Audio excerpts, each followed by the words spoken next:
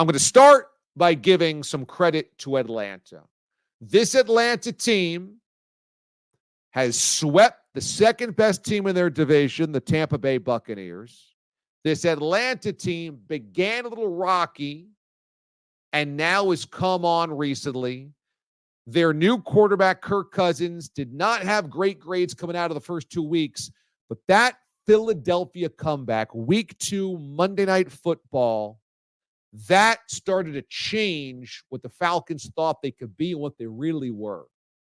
And today, more of it, you saw a good competitive playoff team against a bad one. The Falcons were supposed to win and did it.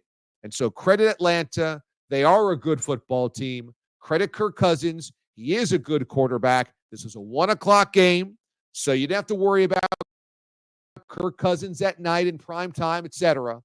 But the Falcons keep the pressure on the rest of that division and look for a home playoff game. Nice job by Atlanta, Raheem Morris and company. But today is mostly about the Cowboys and the fact that the season is now officially over. You heard me say this on Sunday morning on the NFL Tailgate Show on SiriusXM's NFL Radio Channel 88. I said the Cowboys are going to lose this game, and that's going to be the official end of this season.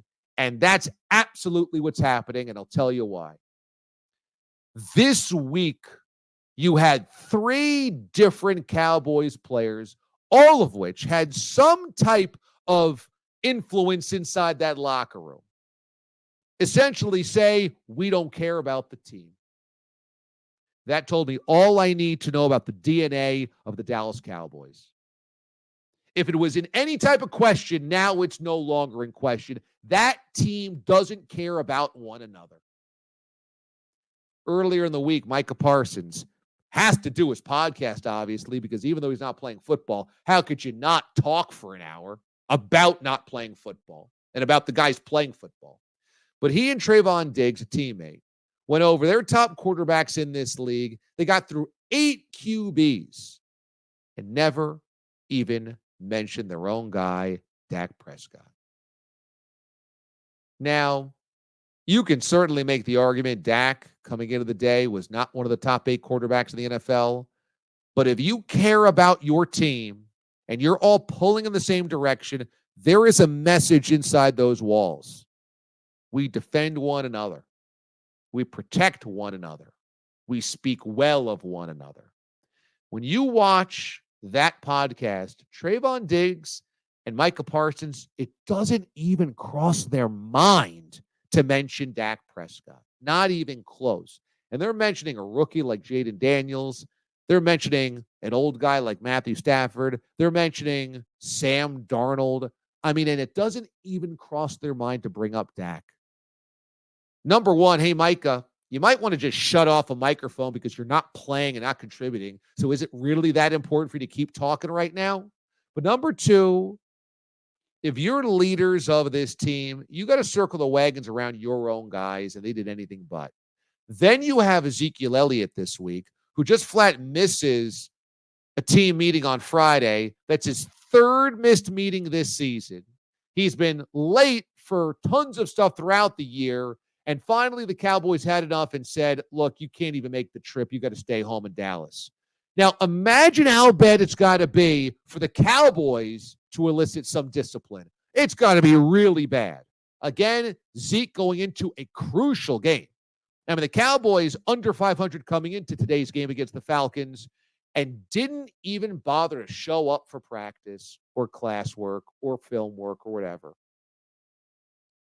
Not pulling in the same direction.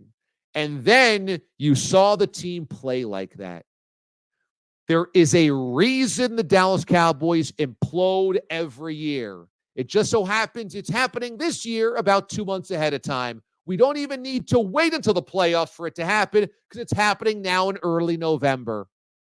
Jerry Jones sniping with talk show hosts.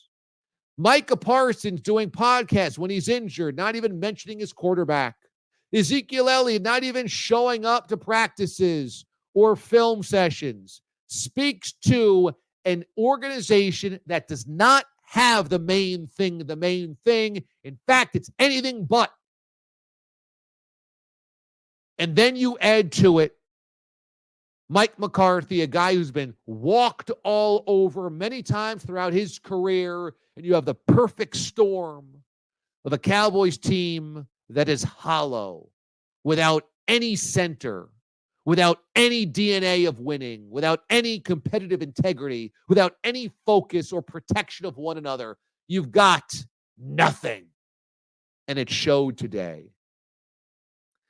Dak also injured in the game. And with everything that has happened upon the Cowboys fans can at least take this. At least you don't have to wait until January to watch your season implode. You don't even have to bother watching the final 2 months of the season because it is over.